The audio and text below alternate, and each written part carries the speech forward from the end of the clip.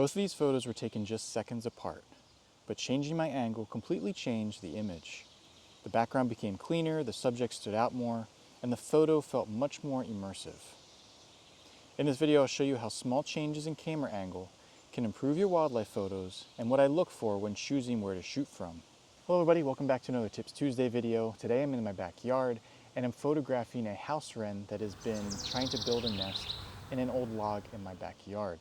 I thought it was a perfect opportunity to illustrate how changing your angle can really adjust how a photo looks, because the wren comes and lands on this log and sings from it occasionally.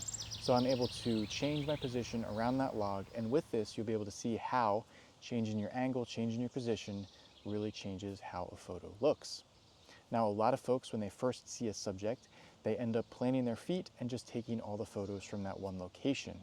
It's one of the biggest mistakes I see from beginners, and it's one of the easiest ways to increase the variety of images you can get and also increase and improve the look and feel of the images just by simply changing your angle slightly. Moving a little bit to the left, to the right, up or down can really change how a photo looks. Now, this is not about getting eye level with your subject, especially today, because right now eye level is about 3 or 4 feet off the ground, so you don't need to get all the way down to the ground to get the best composition. Now also, I have a white fence around my yard as well, so if I position myself in certain ways, I have that white fence as the background.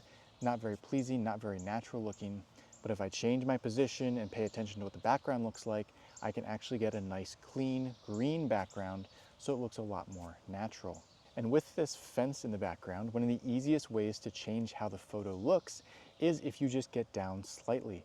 If you get down a little bit lower, like right now I'm in my seated position, that pushes the fence down lower in the frame and makes it so that the background is actually the green up above the fence. Really makes a much more interesting and much more visually appealing photo compared to having a white background if you were just standing and taking a photo at the perch. As I've mentioned before, getting down low is one of the best ways to create a more immersive photo. It's really easy to see this when you're photographing waterfowl or shorebirds along the coastline, because as you get down to their level, get down lower, change your angle lower, it pushes the background farther away and it makes the birds stand out in that image. Now, this same thing works here as well. Now, this log is actually kind of in the center of my backyard, so no matter where I set myself up, the background is still pretty far away. So having good background separation with the subject is really easy in this instance. Right now I have the sun kind of up that way on an angle that way. So the way I'm looking at it right now, the background is in shadow, so it's a dark green. If I position myself over that way slightly, then I have some light filtering in through the vegetation in the background, and it creates a much more interesting lighting effect in the background, because the leaves are kind of catching some of that light, and it creates a really interesting looking background. So pay attention to how the light is filtering in and how that impacts not only where your subject is, but also impacts what the background looks like as well. Now, obviously we're talking about moving around a subject, so the most important thing is to move around carefully and deliberately. The best thing you can do is try to envision what your image is going to look like based on different positions around that subject. You don't want to move to a location and then end up having a worse composition than you had originally. By paying attention to what the background looks like and what the background will look like depending on where you are and position yourself, will really allow you to set yourself up in deliberate locations to get the background that you're looking for. And this just takes some time and practice to be able to kind of envision what the background will look like, but you can also do this as well before you even set yourself up. You can actually kind of focus in on where your subject is and then move your camera around to look at what the background looks like depending on what is behind your subject. And then you can move into a position to make that section the background behind your subject. So you can kind of guesstimate a little bit of what your background will look like based on where you are currently, just by kind of panning around and seeing what's around. With some practice, you'll be able to identify the locations you want to go based on what the background will look like, and you can really set yourself up deliberately in different locations to get the composition and the lighting that you want for your subject. If a subject is still currently in front of you, you want to move carefully and deliberately so you don't scare the subject. One of the best things you can do is kind of move around on a radius around them, so you're not actually getting closer, but you're just kind of moving around the subject.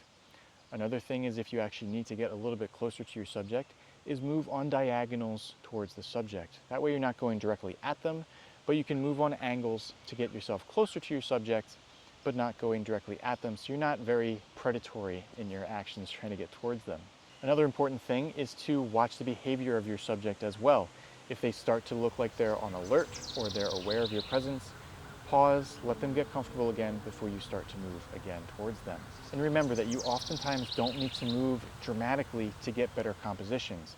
Even just small shifts left or right, a couple of inches, a couple of feet, will make a dramatic difference in what your image looks like. So remember, one of the biggest mistakes you can do is be so focused on your subject that you don't actually try to adjust and change your composition at all. You just end up taking all the photos from one location.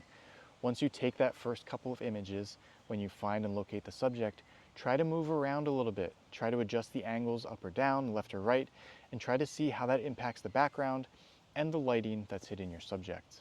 You can see how all of these things I'm mentioning have tied into what we've already discussed in different Tips Tuesdays. Looking at positioning, looking at background, trying to figure out how to isolate your subject, and then identifying how the light is hitting your scene and how the lighting is impacting what the background looks like. All of these things tied in with your subject animal behavior really allows you to set yourself up in the best position to get the photos that you're looking for. So that's it for this week's Tips Tuesday. I hope it was helpful. I hope you can see how everything starts to tie together. When you locate your subject, just remember that when you find your subject, take those first initial couple of photos, but then try to change your position just slightly to change and adjust and possibly improve your composition and the photos that you can get. So I hope it was helpful, and I'll see you again in the next week's Tips Tuesday.